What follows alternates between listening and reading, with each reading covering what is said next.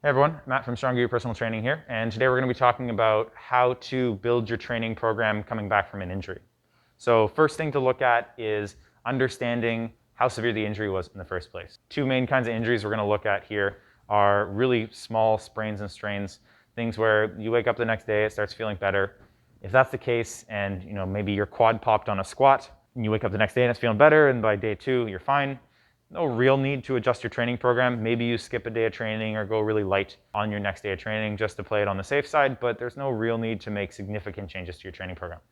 On the other hand, if you have a big injury that happens, so maybe you injure your back on a deadlift, herniated disc, who knows, right? And it's a big injury where it actually puts you out and you're having persistent pain, and you've gone and done physio and done a proper rehab program. That's a separate issue altogether, right? So understanding what kind of injury you had, first and most important piece. Second thing to look at is making sure you understand the mechanism of injury, or at least your coach or your physio understands the mechanism of injury. So with that, meaning if you hurt yourself in the gym and you were deadlifting, and let's say every time you deadlift, you round your back as hard as possible and you just deadlift too heavy for what your technique will allow for, maybe fixing that is a really good focus point, and you don't necessarily have to stop deadlifting, but you have to simply correct your technique.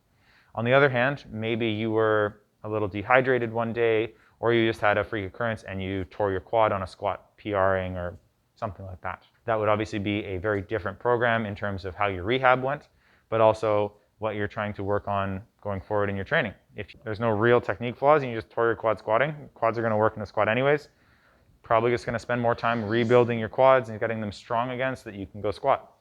Again, I'm not getting into the specifics of what a rehab program or return to training program looks like. Instead, just trying to look at some general concepts so that you can fill in the blanks for yourself. After we've established the mechanism of injury, our next step is to actually start to build a training program. So really good place to look in your training program on where to start is to look where your physio or your rehab program finished. So if you were able to build up to relatively complex multi-joint movements, things like, let's say, a bodyweight squat, lunges, adding a little bit of weight to those even, that's a really good starting point for your training program itself. Things like lunges you can load. You can go pretty heavy. From there, building up, if you can do 100-pound or 150-pound lunges, doing a 200-pound or 300-pound or 400-pound squat isn't really that big of a jump in terms of the loading on the tissues. So that's something you've got in your favor. Similarly, we want to try to find out if there's any trigger movements for you or positions or patterns that are troublesome for you. So if, let's say, you're coming back from a back injury, what I've seen really commonly with lifters who've come to me with back injuries is generally more upright squatting tends to be easier on the back because the torso angle isn't as angled forward, and as such, there's just less load on the erectors. So something like a front squat where the bar can sit here compared to a low bar squat where the bar has to sit on the back of the shoulders and the torso angles forward a little bit more. That front squat is generally an easier, safer bet for somebody who's starting out coming back from a back injury. Lets you load the legs a little bit more without having to worry about the back as much. And then as everything gets a little stronger, tissue tolerances go up, then you can get into a high bar or even a low bar squat as things progress, right? So letting pain be your guide. If something hurts, probably not a great idea to start with that.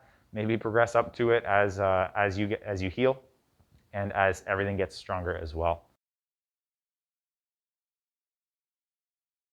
And then the last thing to consider when you're starting to design your program is try to find exercise variations that, again, don't hurt, and then you let pain be your guide, but that are as close to your normal training as you can. So if your normal training looks like low bar squats, pause squats, conventional deadlifts, and neutral grip bench where your pinkies are on the rings, let's say, as an example, and you strained your pec, you can probably still squat pretty well. You might have to adjust your grip to adjust for some shoulder mobility limitations.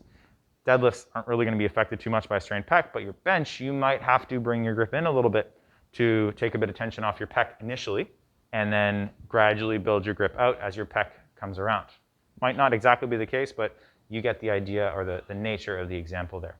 Similarly, maybe you're not quite there for bench pressing yet with a barbell, and you have to start with push-ups or dumbbell bench presses, something that still loads the tissue in the vector and the pattern that you're going to get loaded in a bench press, but the angles that they're loaded at might be slightly different enough where it allows a little bit of slack where you're not going to get pain in your pec, for example. And then as you get stronger with that, progressing the exercises themselves into from a push-up to a dumbbell bench press, up to a close grip bench, and then into your neutral grip bench again. Like the information you're seeing, but not sure how to apply it to your own training? My name is Matt Taylor, and I'm the head coach and founder at StrongerYou Personal Training. I've been coaching powerlifting since 2014 and competing in it myself since 2009.